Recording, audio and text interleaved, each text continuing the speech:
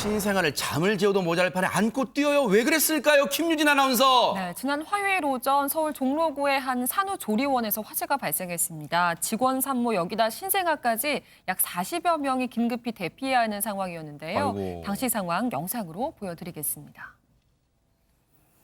산모들이 품에 아기를 안아들고 차례로 건물 밖으로 나오고 있습니다. 세상에. 그런데요, 반대로 소방대원들은 매캐한 연기가 가득한 건물 안으로 들어가고 아이고. 있는데요.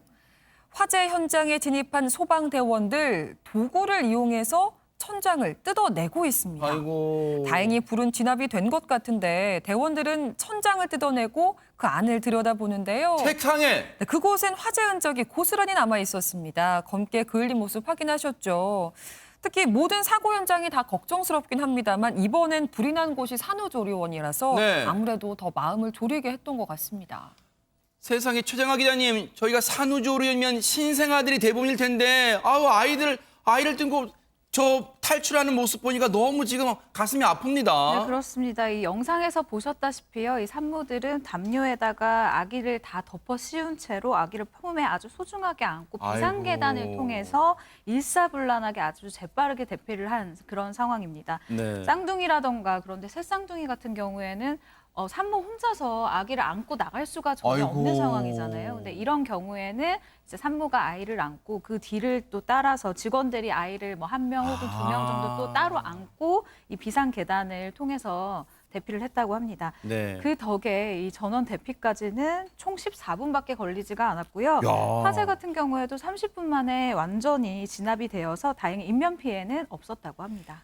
야, 이 산후조리원은요, 모르긴 몰라도 평소에 이 화재 사고를 가정해서 대비를 철저하게 했나 봐요. 완전 대피까지 14분밖에 안 걸렸다고 합니다, 세상에. 그런데 백성문 변호사님, 산후조리원이 이제 저렇게 화재가 났으니 아이와 산모 혹시 지금 귀가할 데가 없잖아요. 지금 뭐 전원 대피까지는 얼마 안 걸렸지만 산모 아이들이 있을 곳이 없으면 굉장히 또 난감한 상황이잖아요. 그러네요. 근데 저 화재 현장에 바로 인근에 있던 교통센터 경찰관들도 이제 화재 진압에 도움을 주고 이렇게 대피하는 데 도움을 주는데 네. 거기에 더 나아가서 이 경찰서 교통센터에 산모와 신생아들을 위한 임시 대피소까지 제공을 했습니다. 아이고. 조리원에서 경찰서 교통센터까지 정말 다행이죠.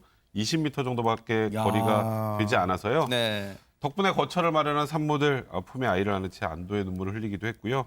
또 이곳에서 차분하게 산모들을 진정시켰던 이 직원의 모습에 연신 고맙습니다 라면서 야. 눈시울을 붉힌 그런 산모도 있었다고 합니다. 정말 이럴 때 진짜 민중의 지팡이랑 느껴져요. 정말 경찰분들이 마음 따스하게 제공해 주셨어요. 그런데 최단비 변호사님, 완전 대피까지 14분 걸렸단 말은 뒤집어 보면 저 갑작스러운 화재 속에서도 직원분들과 산모분들 질서를 지키며 대피하셨다는 생각이 듭니다. 네, 저렇게 빨리 대피할 수 있었던 데에는 또 숨은 공신이 있습니다. 그래요? 그러니까 저 조리원에 2층에 조리실이 있는데 이 조리실에서 조리를 점심 식사를 조리하고 있던 한 조리사분께서 11시 38분경에 처음으로 화재를 인지를 했어요. 그래요? 그랬는데 처음에는 굉장히 깜짝 놀랐지만 네. 이 조리원에서는 2개월마다 한 번씩 화재 대피 훈련을 실시를 했고 이것을 기억을 해냈다는 거예요. 야. 그래서 그때 배웠던 대로 직접 뛰어다니면서 뭐 입구, 화장실, 주방 벽면에 피난 안내도가 이제 딱 배치가 돼 있는데 그것들을 어쩐지요. 따라다니면서 화재가 발생했다 알렸고요. 당연히 신생아실, 산후조리실에도 화재가 발생했다 이렇게 11시 39분경에 알려서 피난을 거의 다 완료했고 그리고 바로 피난을 완료한 직후에 119에 전화를 해서 불이 났다라고 하면서 하나 더 아기들이 여기에 있으니까 빨리 와달라까지도 요청을 했다라고 합니다. 진짜 평소에 이 숙지한 매뉴얼대로 착착착 화재 대피를 했습니다. 역시 예상이 맞았어요. 그런데 오윤성 교수님, 어쩌다가 아이와 산모가 이 머무르는 산후조리원에 화재가 났을까요? 이제 산후조리원에서는 이제 그 산모하고 이렇게 주위 사람들을 위한 그 요리를 하지 않습니까? 근데 거기에서 이제 튀김 요리를 하게 되는데 그 위에 있는 후드에 기름 찌꺼기가 있었어요. 근데 그런 상황에서는 이제 이 찌꺼기에 불이 옮겨 붙게 되면 불이 날 수가 있는데 네. 문제는 이 천장 위 배관에 설치가 돼 있던 스프링쿨러가 작동을 하지 않았습니다. 아이고. 그래서 다행스럽게도 이제 그 연기에 그 감응을 하는 화재 자동 탐지 설비가 가동을 해서 아하. 그나마 저렇게 빨리 대처를 할 수 있었죠. 정말 스프링클러가 작동하는데 신속한 대피가 아니었으면 정말 아찔한 상황이 빚어질 뻔했어요. 그런데 백성문 변호사님, 네. 그러다 보니까 소방훈련 평소에 얼마나 이 중요한지 다시 새삼 깨닫게 됩니다. 이게 사실 갑자기 이렇게 불이 나고 화재가 발생을 하면 어떡하지 하게 되잖아요. 맞아요. 근데 이 소방훈련을 2개월 전에 했다고 하잖아요. 그러니까 이때 내가 이렇게 해야 되는구나라는 매뉴얼에 스스로 숙지가 되는 거잖아요.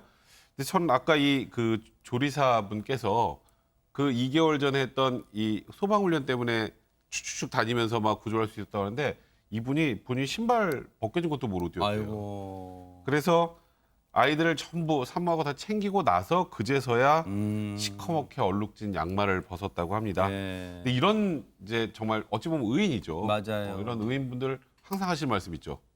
혹시 기억하세요?